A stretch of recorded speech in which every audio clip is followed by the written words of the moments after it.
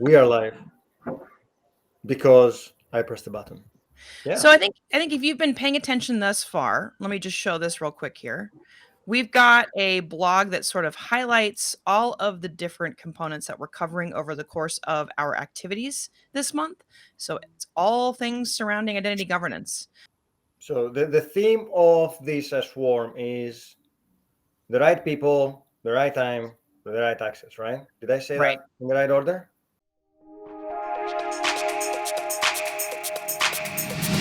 So hey everyone, my name is Rahul Prakash. I am a product manager lead on the Azure AD engineering team at Microsoft. Specifically, I focus on helping customers meet their identity governance and privileged access needs. Yeah, hello everyone. Nice to meet you all. I'm looking forward to a good discussion today. My name is Florian. I'm a program manager in the identity division. I get to work with a lot of large customers or customers in general and help them with their identity deployment in production. And so we're here today to talk about access reviews and privileged identity management. So why would a customer use access reviews and privileged identity management? And we can kind of maybe start with Raul and then pass it over to Florian, kind of keep the dialogue going. Well, why should you care, or why is this interesting? So say you have critical resources that are near and dear to your heart. That could be documents, that could be groups, that could be privileged roles somewhere in your organization. And over time, people get access to these things because eventually people have to work with these resources. They don't exist for, just so they exist. People need to use them. And over time, more and more people may or may not get access to these resources. The challenge is, and the challenge only grows with organizational size, that more and more people get access to these things, but no one ever cleans up after them. I might add Phil from the partner department that I work with into my project, and we collaborate a little bit. Then I add Nancy to the same Teams team. I upload a couple of more files, and then Nancy adds Peter to the conversation. And time goes by, and I might not even work with Nancy or Phil anymore, but they still have access to the stuff that I share in Teams. So how do we make sure that the right people have the right access at the right time? And the right access at the right time is critical here, because Nancy and Phil could have moved on quite a while ago, might no longer work in the same realm.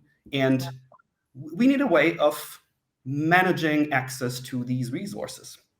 And this is where Access Reviews comes in.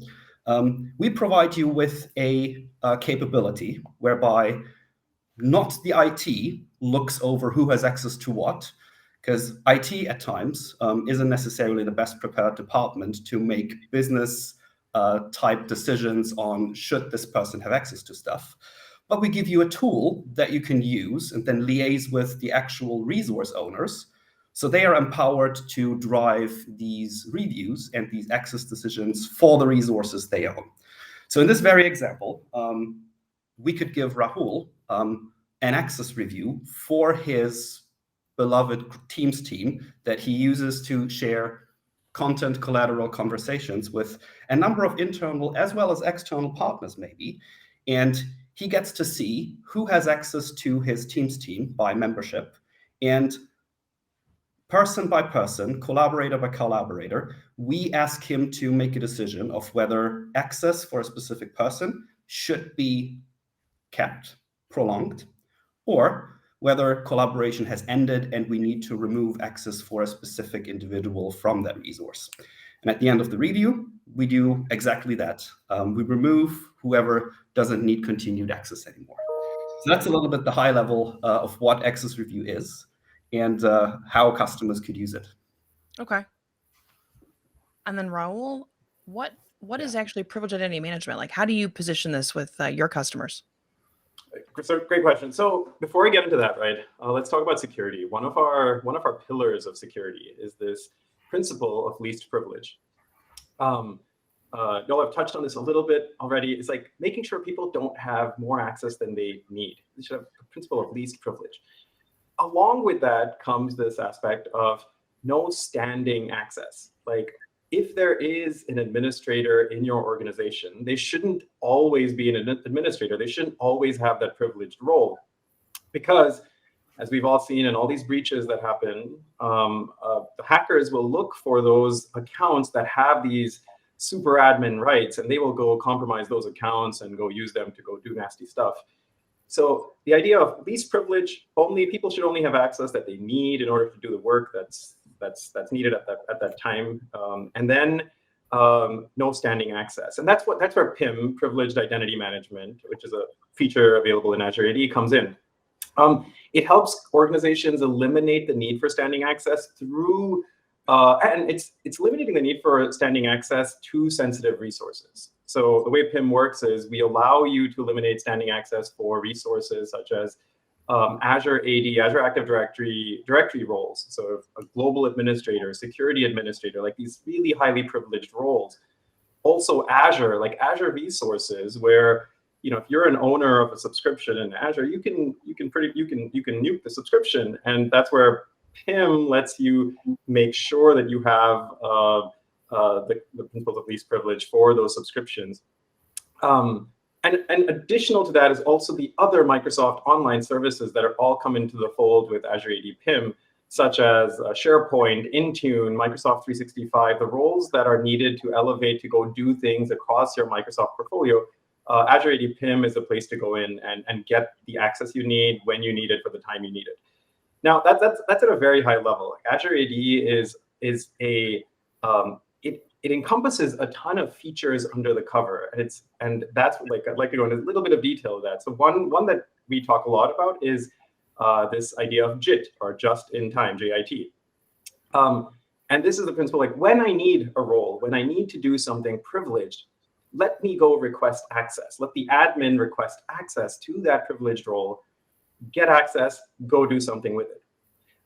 But JIT is just one component. JIT is the one component we talk a lot about, and there's a lot more that goes into it. It's also this idea of having time-bound assignments. When someone gets access to a role, their role must expire within 8 hours. Typically a typical work day is 8 hours, and we don't want someone having someone activating a role and having it all night long, right, when they're away from their computer, away from the corporate network. And then also having these really rich governance workflows. And these are some of the workflows that Florian just mentioned. But when someone is activating a highly privileged role, sometimes we want to gate that. Sometimes if someone's activating a role, it should get, there should be an approval workflow where their manager comes in and says, yes, this person is, they started their workday and they need this role to go do what they're planning to do. And you can also apply some really rich policies. There's another feature in the Azure Active Directory world called conditional access, and there may have been a session on this in the past. And in conditional access, you get to say that if someone is activating a role, make sure that they are using multi-factor authentication, make sure they're coming from a trusted IP location, make sure there's no malicious things going on in the background. All those checks and balances that you can bring into the fold when someone is activating or requesting access to a role. So there's a lot of nuances, a lot of extra features that go under the cover when we're talking about PIM. Yeah, customers use it, customers love it, and we hear lots of favorable feedback when in the world of least privilege, and yeah. So that's what PIM is. Yeah. Very cool. And actually, I'd like to add one thing. I want our viewers to realize, like, why are we bringing access reviews and PIM together? They said one of them is governance, one privileged access, but they really come together very well. And Florian alluded to this earlier, is like the idea of having no standing access.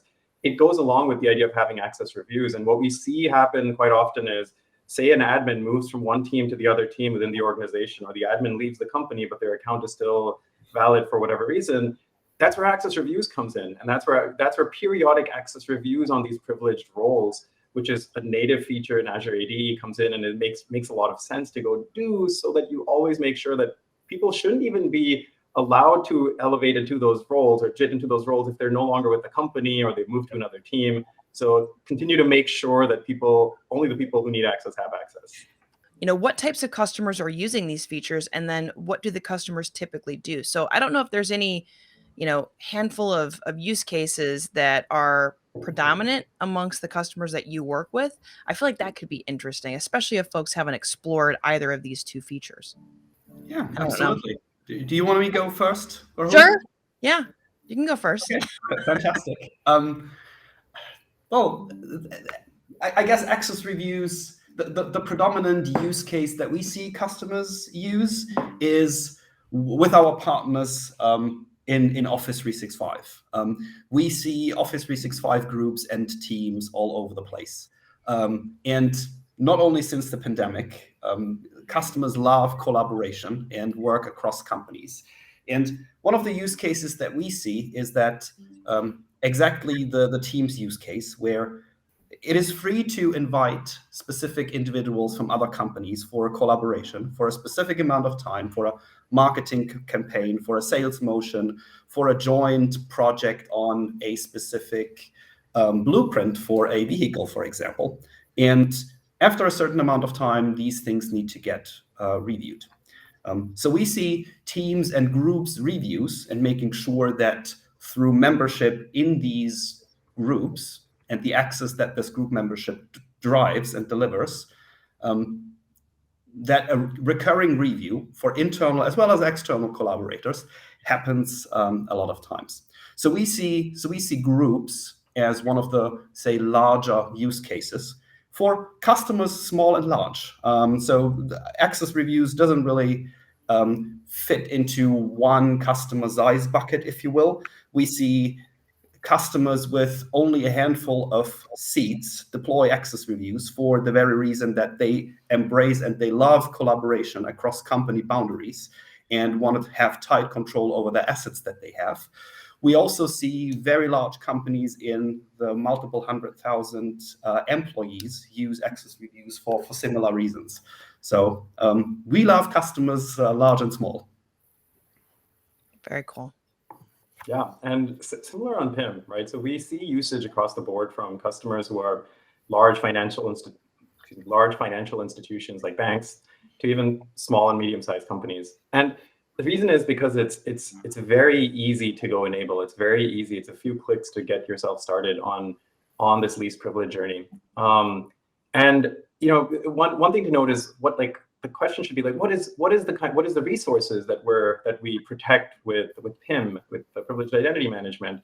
And there's a couple, right? There's the Azure AD directory roles that I mentioned. There's also Azure resources like Azure subscriptions and management groups and whatnot. But then we also allow you to apply the concepts of PIM for pretty much any security group or any group in your directory, any cloud group in your organization. And what that opens up is really a whole plethora of use cases that customers go enable with this. I mean, groups are used for giving access to application administrator roles, as groups are used for collaboration scenarios. Groups are used for to protect very sensitive IP, and groups are used for giving access to users into other cloud environments like AWS and so on. So by applying the principles of PIM to these groups, many of our customers have been able to protect their entire landscape of access just by making sure that people only get that access when they elevate or do just-in-time elevation into those groups. So there's a whole lot of scenarios and really many different ways that customers are using PIM is what we see. How has the pandemic affected customers and their perspectives of, say, access reviews and privileged identity management? Nothing too new here, right? We've seen what's happened with the pandemic, with work from home. And this affects a lot of the administrators, a lot of the super users and admins that we see that in our customers' organizations. They previously would go to work and be accessing their privileged resources from the corporate network, and so they were always on a trusted network when they were doing something that was highly privileged. And of course that changed. Like now they're sitting anywhere they want to in the world, and they could be sitting on a beach in Hawaii and accessing their VMs, their highly privileged VMs in some Azure subscription. They can do all sorts of things.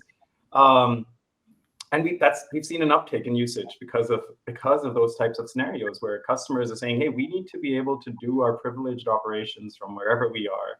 And this is where PIM comes into place, as well as many of our other technologies in Azure AD, like conditional access, where conditional access is kind of the gate where it's telling us, make sure this person is coming from trusted locations, and there's nothing malicious about where they're logging in from and what they're doing, but then apply PIM at the one gate for them to get privileged access.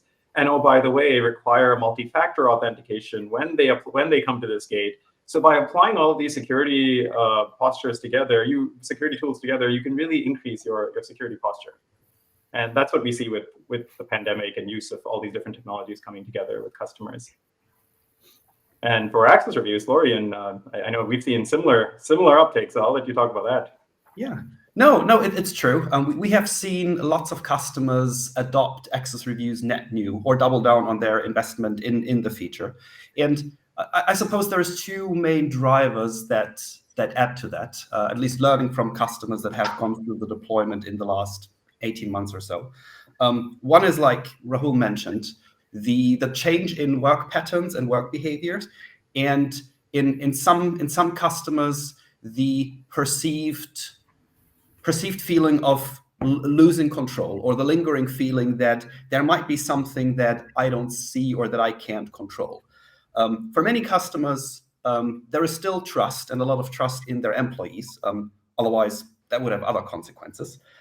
However, it made the pandemic and the change in the work dynamics made a lot of customers realize that there could be additional controls and additional checks and balances, reattestation in where permissions are today, that they could put in place to increase the trust that they have in their employees and in the work environment in general. The other reason as to why we've seen the uptick and what customers told us is they are depending more and more on cross collaboration and intercompany collaboration than they did before. Previously, if you were engaging consultancy firms or partners, they would visit your office, you would sit next to one another, you would share documents, you would sit in a meeting room, and you would look at the same document through a digital projector, maybe. These things couldn't happen as we lived through this pandemic in the last 2 years. So other methods, modern methods, had to be developed, and other work patterns had to be established. And we've seen an uptick in the use of Teams, as well as cross-cloud, cross-tenant collaboration, if you will.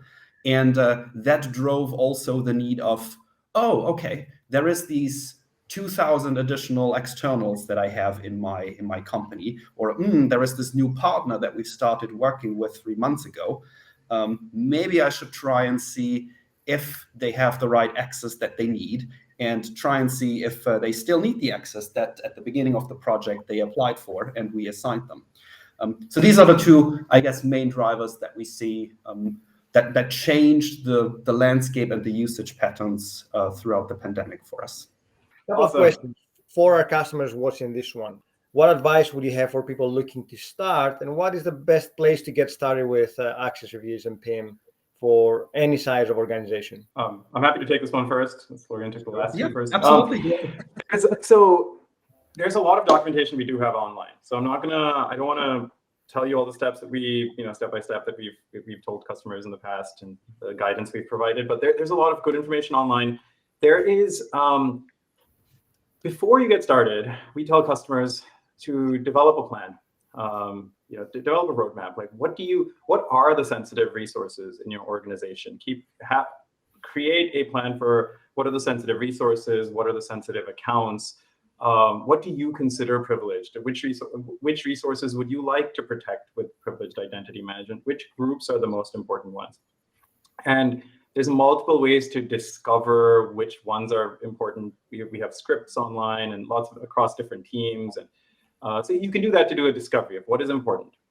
And then we tell customers to configure the settings that we give them. Like, turn on some settings. They're outside of the world of PIM. Like, turn on multi-factor authentication for your users. We'll definitely turn it on for your highly privileged users. Set up security alerts. So in PIM, the one feature we didn't talk about is we provide alerts for if we see something anomalous happen. we alert you on it. And there's a few small categories of what we mean by anomalous, but it's more like if we see that there's a role that hasn't been activated in a very long period of time, we alert you like, hey, this role hasn't been activated. Does the user really need the role? Or hey, you have too many global admins in your tenant, and you should go do something about it. So it's very simple, just turning it on, having a roadmap, developing a plan, and then taking it from there. There's also other aspects of this, which is, across our Microsoft suite, is go check your Microsoft 365 secure score. Go check out your identity secure score. See what's going on over there. And we talked about the inventory of items that should be protected or needs to be protected, and how you run the organization. Once you have a plan in mind, once you've configured these settings, once you've enabled some break glass accounts to make sure you don't lock yourself out of your tenant, and after all of that, I could say your customers have deployed PIM, and they're using PIM to a certain degree that's giving them a lot of value, and they're protected. And I breezed through that really fast. Like we have I could share articles. We have 10 pages long, and go do this and go do that, and this is the order in which, and here's some screenshots. But all of that is on our docs.microsoft.com. Yeah, we'll include the links below. So for people that are Awesome. watching on YouTube, you should be able to find the links below. Yeah, and then it's just like all Microsoft documentation, right? This is the overview. If you want to dig into some of the tutorials, some of the context, some of the definitions, some of the scenarios, they all show up there. I thought rather than link to every single one specifically, start with the overview. It's just like all of our documentation, right? I always start with the overview. And if you've got something specific, we can always be reached offline as well, and we can follow up with you. I think one of the steps that we see with a lot of customers, unfortunately, that go on that journey with us and protecting their resources, is figuring out what is important in the first step.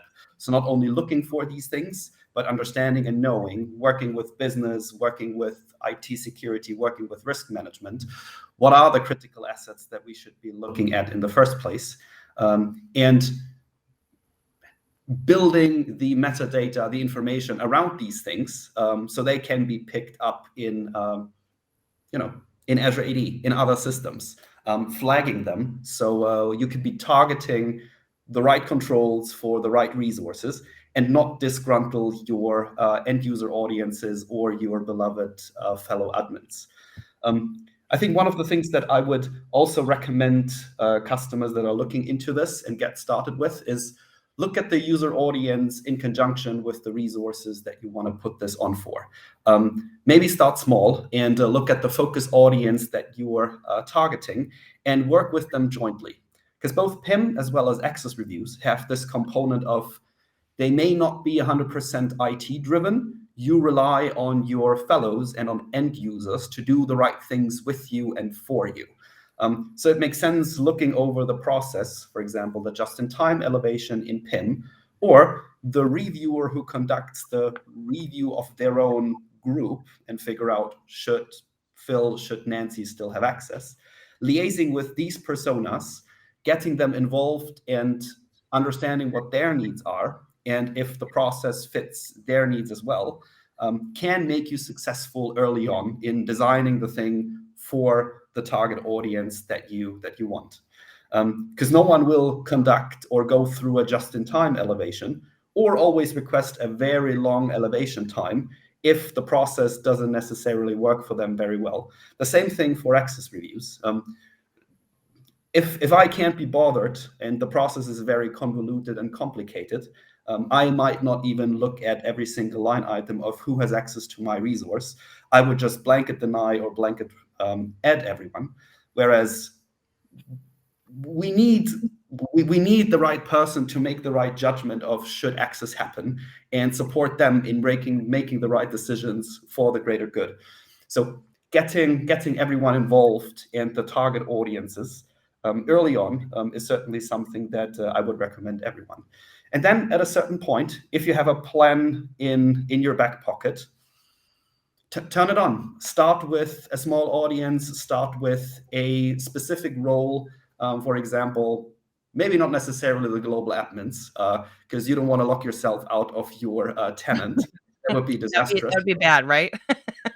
That'd be bad. Well, Rahul and I won't be picking up the phone, but Microsoft support will, and they will help you in that situation. But pick a specific scope, a set of groups, a set of roles that you onboard to these capabilities, and make the first steps and understand the impact, the good, the bad, understand the end user feedback and what the value is, and then onboard more and more resources. These capabilities are made for slowly but surely onboarding them to the platform. You don't have to go in big bang and have a big deployment with everything onboarded to PIM. You can go role by role, subscription by subscription. The same thing for Access Reviews. You don't have to recertify and reattest all of your PIM roles or all of your M365 groups. You can go bunch by bunch and grow steadily but surely as you increase your confidence in the process and the success that you and your reviewers have. Makes sense. I feel like that's something that we always hit on. Start small. Don't hurt yourself, right? And grow over time. I feel like that's sort of the cloud mantra, right? Iterate over time, and you'll probably learn quite a bit throughout that process. It won't be an overnight sensation. I feel like we're starting to because remember in the way back machine, it would be kind of an overnight sensation. We'd have something spun up and everybody'd be cut over like one day. Well, you kind of sort of have to kind of iterate on these tools as you take into consideration your entire organization. Florian touched on something really important over here. It's the part of educating your organization. Features like PIM and Access Reviews, they do have a large end user component to it. And not all of our features do. Like many of our features are built for the administrators, the IT pros in the organization. Right. A feature like Access Reviews, you're the end user, like someone who's the business managers and the HR, finance, like folks in these organizations who are not in the day-to-day weeds of the technology and the IT infrastructure management. They are getting an email saying, hey, please go do an access review. And unless they really know what they're doing, why they're doing an access review, why is this important, how is this making me secure, they're not going to be inclined to do that right job. So what Florian, I really like that point is, like, as an organization adopting these features, it's really important to message to your employees in the company saying, hey, this is the thing we go do now, and this is how it's done, and we've adopted Microsoft technology to go do it. And this is what the user experience looks like. This is where you click on, etc. So I really like that point you brought up, Florian. I'm sure there are some new features and enhancements coming, right? There always are. Are you able to go into anything that's coming or maybe just recently reached GA, both with PIM and then Access Reviews? So we're all excited about our review capability. I think the newest addition to our feature set, and that is in public preview at the moment, is our multi-stage review capability.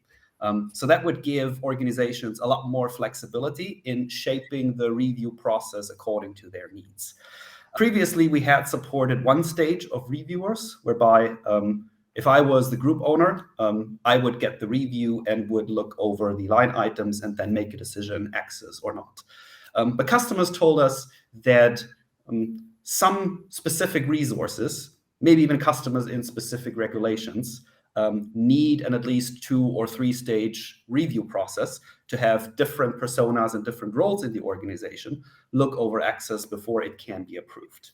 Multi-stage reviews gives customers that ability, whereby the same review happens, but before we make the approve or not approve decision, we let 3 different audiences look over the reviewees, or end users that have access to stuff, and let each and every review stage make a decision on their own. And that serves multiple purposes. So that could be that you want a path of escalation throughout the 3 different stages. It could be that you want to reduce the burden on your own business users and end users and let externals attest for themselves that they need access before they land on someone who's responsible for a specific application or role. Or that could be finding quorum amongst 3 different audiences for a specific role in privileged identity management. Let the end user decide if they still need access to global admin, then their manager approve, and then someone who's responsible for the overall security of a tenant. So I think that is one of the great additions to our feature portfolio.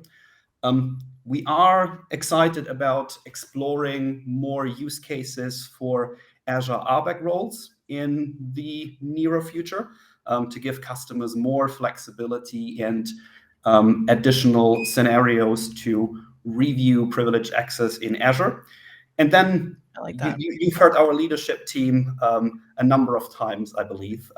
We are committed and excited about the journey that customers take in a multi-cloud environment, in a multi-cloud journey. And clearly, we're committed to doing our best to support customers in recertification and reattestation needs in these multi-cloud scenarios as well. That's actually really cool. I feel like that lends itself well to pretty much any company. Even if somebody started with AWS or started with Azure, they're looking at other clouds, trying to figure out how they can bring what they've done in one cloud and extend the tooling. So I like hearing that. That's kind of a cool reality. There's one that I'll talk about that's actually also touching access reviews, is a use of analytics to make all these easier. So what we at Microsoft believe is that, you know, we have all this data. We know what the users are doing in the organization, when they get hired, what access they get.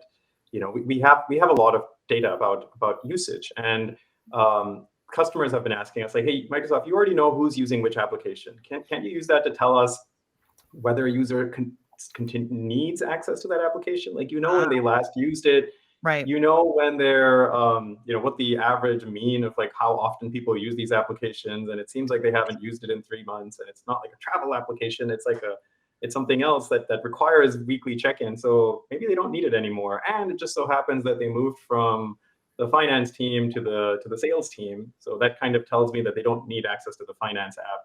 So we're investing heavily in these analytics scenarios to make to give better insights to customers in access reviews, where the reviewer reviewing my access to certain teams or certain sites can say, well, this person shouldn't have its system generated recommendation is to decline their access because they just haven't used it, or it seems like they've moved to a different team. And bringing that also into privileged identity management. Again, user has moved from one team to another team. Do they really need that privileged role? Maybe, maybe not. And extending that further, you know, one thing we tell customers, like, please only assign the role to a user or to a machine identity that they need. But a lot of times customers aren't sure what the user needs. They're asking us, like, hey, what you know, I don't know what maybe they need everything. So let's just give them global admin. And that's what we're helping customers. We are going to help customers, help them have access, you know, right size the role so that it's for them. It's for that individual where it makes sense. Like, yeah, they don't use all these other things. They never do a write activity. They're only doing a read activity. Let's just recommend downgrading their role to a reader role. And if they ever need the writing capability, they can go do a just-in-time elevation request and go through an approval workflow. So you'll see more analytics come in the future to power such scenarios. In addition to that, there's 2 previews that I'd like to mention in PIM that are previews available now. One of them is the privileged access groups. I mentioned it briefly earlier. Privileged access groups is our way of allowing customers to use the PIM capabilities and all the richness that PIM provides, but use it for any group in the environment. And that just unlocks a whole bunch of scenarios. So privileged access groups is one preview that's available now. And the other one is our integration with conditional access. So previously, PIM was on its own, doing its own thing, and then conditional access. Now we brought them together, where you can say, when someone elevates into the global admin role, there are extra checks and balances that need to happen, and we're gonna assign this conditional access policy to that user. So the conditional access policy can make sure they're coming from a trusted IP location, that they are you know, meeting all the other, they're coming from a trusted device, managed device. They're you know, all the richness that conditional access brings today. But that allows you to have more granular scoping and permissions, and making sure that customers are really who they say they are, and the users who they say they are, and they're getting the access that they really need by joining PIM and conditional access. So that's another preview that's live. And the very last one, which Florian already mentioned, is the multi-cloud support. You've heard our leadership talk about it. And that's where not just allowing you to have these JIT capabilities to Azure, but extending that beyond to other clouds and allowing customers to use our technology for wherever they are and whatever their needs are across, whether it's on Azure or beyond. You know, you often hear many years ago, customers not wanting to choose certain solutions because they were afraid of vendor lock-in. That's sort of a thing of the past now. And it's really hit home in the last, I'd say, couple of years. Maybe it was the pandemic. Who knows, right? A lot of interesting things happened in the last 2 years related to some of the feature sets and the evolvement that, you know, not only Microsoft has made, but, you know, other vendors out there as well, right? I think everybody's starting to figure out we have to all sort of play together. And I like hearing that there's enhancements that are coming and that are, you know, at kind of, it's going to be kind of at the forefront as time moves forward. You've heard us say, some of our leadership say that previously it was about security and governance for Microsoft, and now it's security and governance from Microsoft.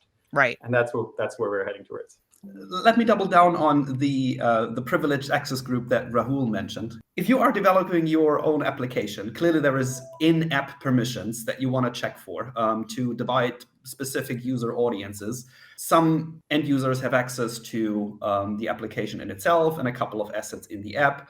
Others have admin controls over specific things. And then there is the Uber admins that may have access to PII data or customer records. You could offload all of these things to Azure AD to take care for you. You don't have to have this overcomplicated in-app permissioning model, other than having Azure AD right by your side and having single sign-on through Azure AD done for you.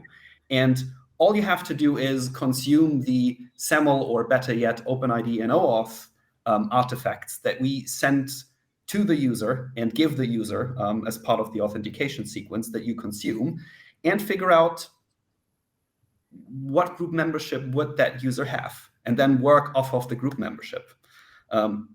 Access reviews and privileged identity management in the Azure AD side of the house will take care of making sure that the right people are in these groups and are reviewed regularly, and you don't have to go through all of the madness of attesting for that, catering for that, and making sure that you have the cleanliness in your application code and capabilities in your application code to make that happen and meet your regulatory requirements.